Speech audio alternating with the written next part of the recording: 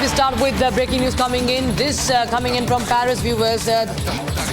Now, just a day after Vinesh Phogat's disqualification, the politics has now only intensifying over this. It's Congress versus Mahavir Phogat, who is Vinesh's uncle. He's a former Olympic coach, a former wrestler. And Congress talks about offering a party seat to Vinesh Phogat. And now Mahavir Phogat has called out the politics. Mahavir Phogat says that Congress has done nothing for wrestlers and they are just taking this opportunity to further their political goals. That's what Mahavir Phogat has said. Mahavir Phogat ripping into the Congress party after they talk about offering a seat to Vinesh Phogat on this. Remember, viewers, ever since the news of disqualification broke, we saw how Congress had been politicizing it. Even today we saw how the opposition walked out of the parliament demanding a discussion on this, demanding political debate on this. Take a listen to what Bhupender Hooda had said. Dipendra जी, आज सुबह भूपेंद्र सिंह हुड्डा द्वारा announcement किया गया था और विनेश फोगाट ने भी कह दिया कि वो रिटायरमेंट ले रही हैं। इस पर आप क्या कहेंगे? देखिए, मैं यही कहना चाहता हूँ, विनेश हारी नहीं है, जीती हैं। उन्हें करोड़ों दुनिया वासियों का दिल जीता है। आज वो देश के नौजवानों के साहस के, प्रेरणा के स्रोत के रूप में आगे आई हैं। और जो हुड्डा साहब ने बात की, मैं उसका पूर्ण समर्थन करता हूँ। उनको ना सिर्फ गोल्ड मेडल जीतने वाले खिलाड़ी जितना मान सम्मान और सुविधाएं दी जानी चाहिए, लेकिन जो राज्यसभा की सीट मेरी वाली सीट जो रिक्त हुई और इसकी नोटिफिकेशन हुई है, हुड्डा साहब ने जो ये कहा कि हमारे पास संख्या बल नहीं है, लेकिन अगर होता तो विनेश से उपयुक्त कोई और उसके उम्मीदवार नहीं हो सकता था। तो आज उस बात का समर्थन करते हुए मैं यही कहना चाहता हूं कि बाकी राजनीतिक दल भी इस पे विचार करें, क्योंकि यहाँ विनेश जब गरजेंगी तो देश के नौजवान पीढ़ी को प्रेरणा मिलेगी। दीपेंद्र जी, आप तो लोकसभा में हैं, लेकिन राज्यसभा में वॉकआउट हुआ। चेयरमैन ने कहा वो बहुत दुखी हैं, पीड़ित हैं, राजनीति हो रही है विनेश फोगाट के मामले में। देखिए, वो तो कल से सारी बात जो है वो सामने आ ही रही है।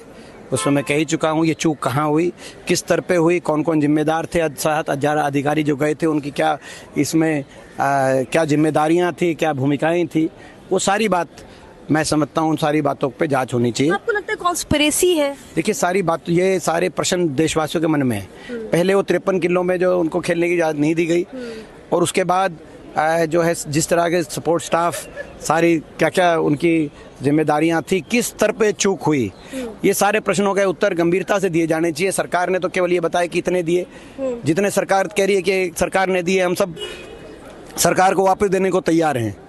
सरकार ने कोई एहसान नहीं किया, लेकिन दुर्भाग्य है कि आज देश की सरकार इस दृष्टि से खिलाड़ियों को देख रही है।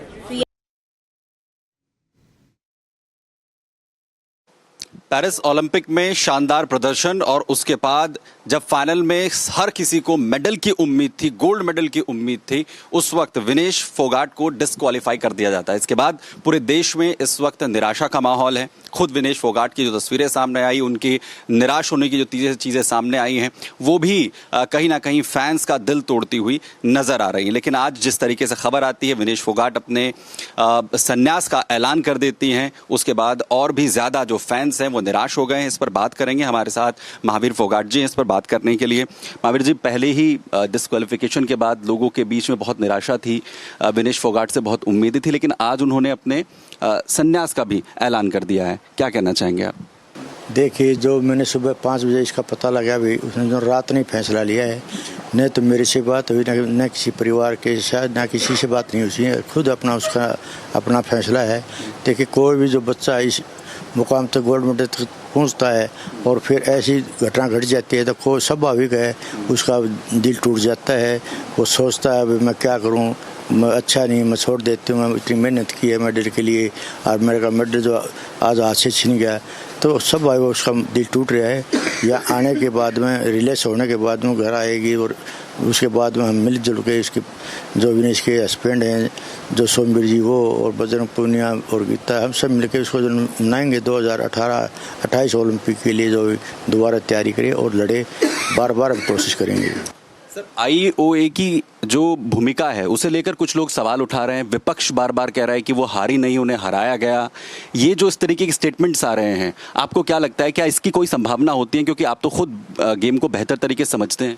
देखिए, जो हमारे इंटरनेशनल कोच हैं इंडिया के, जो 2012, 16, 20 में भी जो ओलंपिक गए हैं, एशियन गेम में गए हैं, कौन से आप रूल पूछिए, वो आपके मीडिया के सामने आके वो बयान दें भाई ये क्या रोल है, ये गलत हुआ ठीक हुआ, वह क्यों नहीं आ रहे। उनको बयान देने चाहिए, जो इंटरनेट खोज बताना चाहिए ये रूल क्या है। या हमारे हिंदुस्तान में भी अगर नेशनल होती है, अगर 100 ग्राम ज़्यादा वजन होता है तो जो ना उसको लड़ने नहीं देते नहीं, तो बाहर भी ये रूल हैं जो UWW के रूल हैं जो बना रखे हैं। जिस तरह हमारे जो विनेश 53 किलो वजन में लड़ती थी, तो हमारे रूल हैं भाई जो वजन क्वालिफाई जो लड़की करके आएगी सिर्फ वही जो उस वजन में जो ओलंपिक लड़ेगी। तो इसमें जो पंगाल ने जो 53 किलो में जो अपना क्वालिफाई किया था, उस जगह जो विनेश नहीं लड़ सकी कोई भी लड़की भी, लेकिन फिर भी ने या तो 57 किलो में क्वालिफाई नहीं था उसमें लड़ना था, या फिर 50 किलो में, फिर जो 50 किलो में जो उसने अपना लड़ना तय किया। और किसी कोई साजिश नहीं इसके अंदर, सब जो उनको इस बात के ऊपर जो है इसका कोई मसला बनाए, आपस में भेदभाव जो कोई पार्टी पक्ष इसको मुद्दे को जो है न करे। और जो सारे हिंदुस्तान के जो पक्ष और विपक्ष हमारे साथ जो सहानुभूति है, जो प्यार है, जो दिया है, जो हमारे दुख में साथ दिया है, हम 140 करोड़ वासियों को हमारी तरफ से धन्यवाद करते, जो हमारे जो शुभ सब हम उनका जो आभार व्यक्त करते हैं।